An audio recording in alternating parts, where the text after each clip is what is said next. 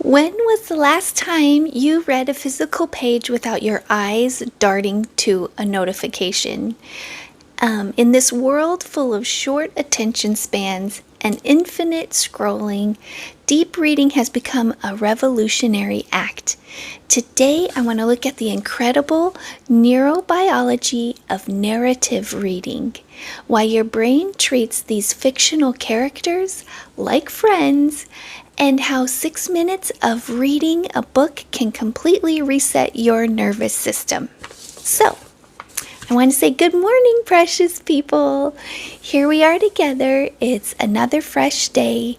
I'm so thankful for your irreplaceable light and the wisdom and experience that only you bring into the world. Today is a gift. Let's open it with kindness and curiosity, and remember, we're still growing and learning. So grab your nearest drink. Let's check in with each other. Cheers. What do I have today? It's just my delicious warm coffee that brings me levels of joy that cannot be described. Hopefully you're hydrated drinking your water as well. I just thought about switching my opening, like doing that little precursor to the episode and then put my greeting in. But yeah, I'll rewatch this episode and see if I like it that way. But so far this week, we've built a sanctuary through your morning ritual of coffee, deep recovery of sleep, and then the profound restoration of quiet. So today, I want to talk about a unique form of quiet focus. It's a good book. So, most of us consume text, writing ideas daily. We skim short paragraphs on our screens, we scroll through headlines, we jump from link to link in our social media feeds. The joy is kind of broken by this constant switching of our brain's tracks to operate in a high state of vigilance and fragmented attention. This is shallow dopamine-driven interactions. So those are those little happiness spikes I was talking about on Monday, little dopamine hits you get, where sustained reading is more of a foundation of joy that you can cultivate in your life. So when you pick up a physical book, sit in a comfortable chair, and you commit to this narrative, a completely different psychological phenomenon occurs in your brain. The joy of a book is the feeling of entering another dimension, another narrative, another world, a place. You're removing yourself. The weight of the paper, the rhythm of the turning of the pages, and the beautiful reality that your mind is constructing its own ideas out of what's on the page, black and white. It's kind of magical, Is it kind of amazing, a interesting new place that your brain can go while you're just sitting in a comfy chair. Deep reading allows us to slow down our mental processing speed, matching the pace of the author's narrative triggers a deep state of sustainable joy. I love it. I love reading a good book. There is some joy in a good book. It's funny. One of the resources I'm going to talk about today is a book, and I was like, I need this book, and thankfully it's at my local library, and I went in there to put it on hold so I could pick it up later, and I'm like, oh, I already have 3 books on hold I need to go get. So it's like, I love the library. If you don't have a library card, get one, and then you can search the catalog, have them send to the the local library that's closest to you. Pick them up when they get there. It's so easy. So, what happens to a brain when it gets lost in a story? Neuroscientists at Emory University used a functional MRI scan to track the brain's connectivity during reading. They found that reading a compelling narrative triggers a phenomenon called grounded cognition, or it's a neurological mirror imaging. When you read about a character running through a forest, the language processing sectors of your brain pass signals to the central sulcus, which is the motor region, and your brain literally simulates the physical movements and the deep emotions of the characters that you're experiencing as you're reading. You're experiencing them yourself. So reading is a high-intensity workout for your brain's connectivity. It builds structural pathways for empathy and emotional intelligence. So, even more astonishing is this study from the University of Sussex, which looked at how different activities lower stress levels. So, they found that reading a physical book silently for only 6 minutes, it reduces stress levels by 68%. It even works faster, and it's more effective than listening to music, drinking a hot cup of tea, or even going for a walk. And people want to know why. Like, why does this happen? It's because the deep reading forces an active engagement in your imagination. It diverts the mind's focus away from your personal anxieties, and it instantly lowers your heart rate and muscle tension. So here's how we can put this into action. To reclaim this joy, we have to fight the psychological state called hyper-readiness, the modern habit of keeping our brains constantly poised for an interruption. When you read on a tablet or a phone, your brain is always processing this hidden background tasks that could pop up. Like you're readying yourself for these pop-ups in your phone and your iPad or tablet, whatever you're reading on. So to experience the true literary joy that I'm talking about, you'll need to be digital free for this. It doesn't require hours of free time. You can actually make a habit by replacing your bedtime scrolling or even your morning phone check with just 10 pages. You can limit yourself to 10 pages of a physical book.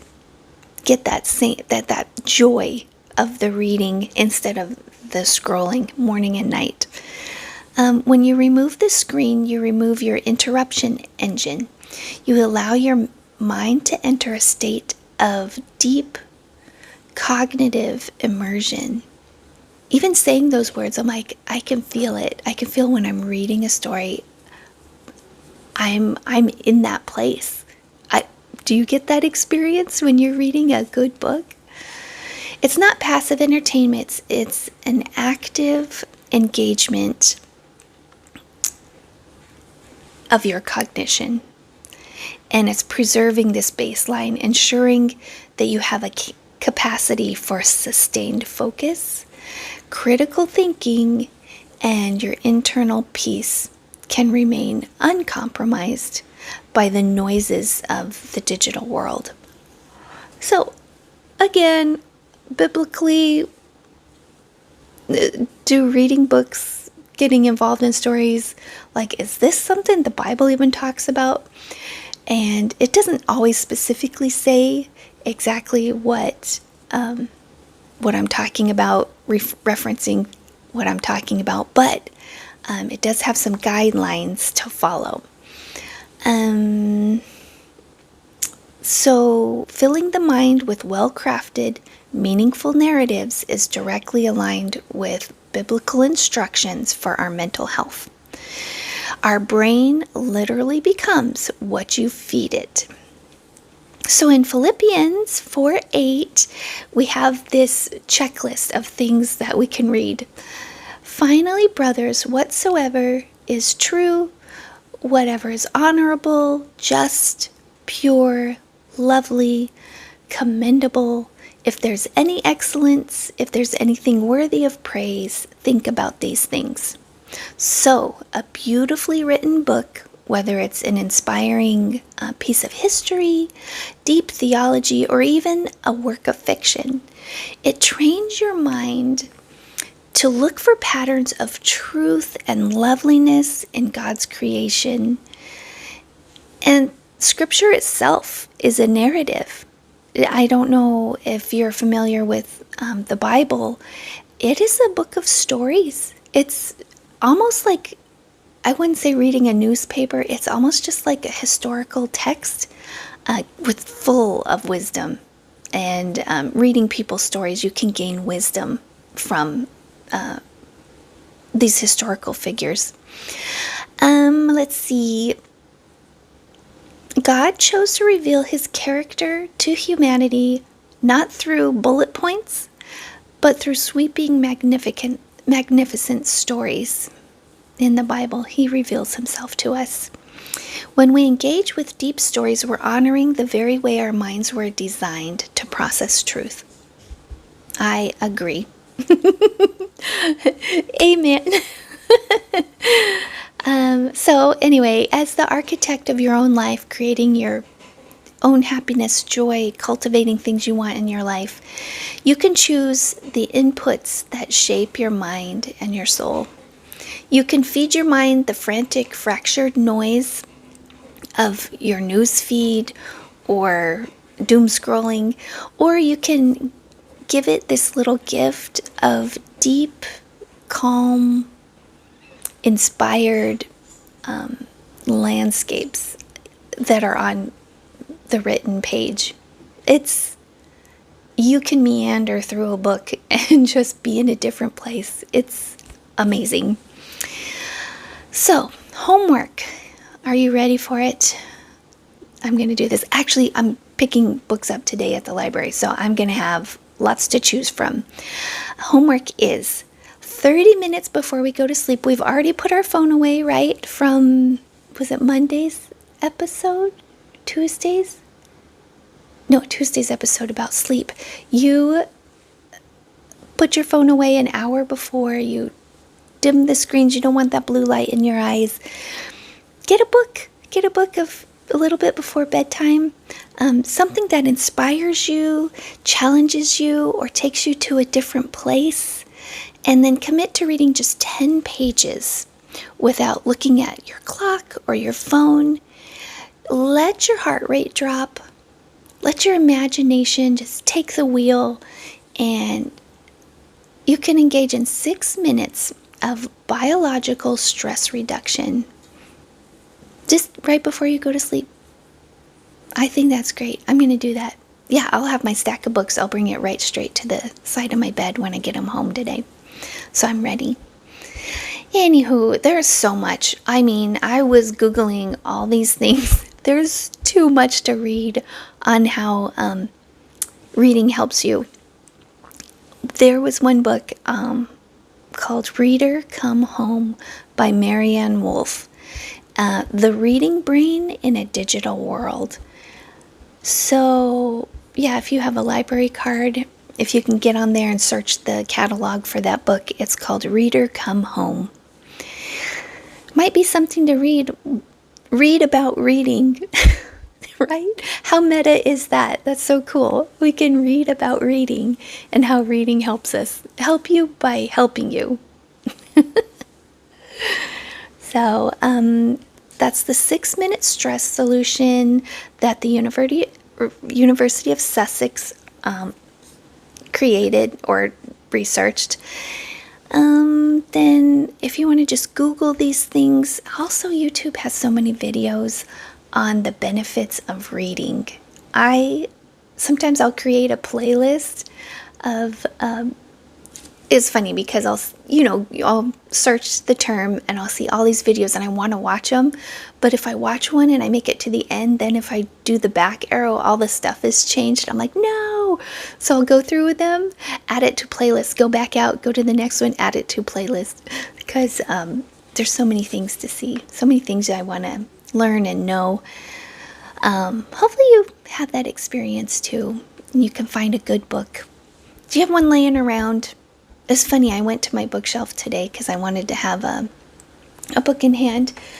And I found this one. It's Whisper by Mark Batterson.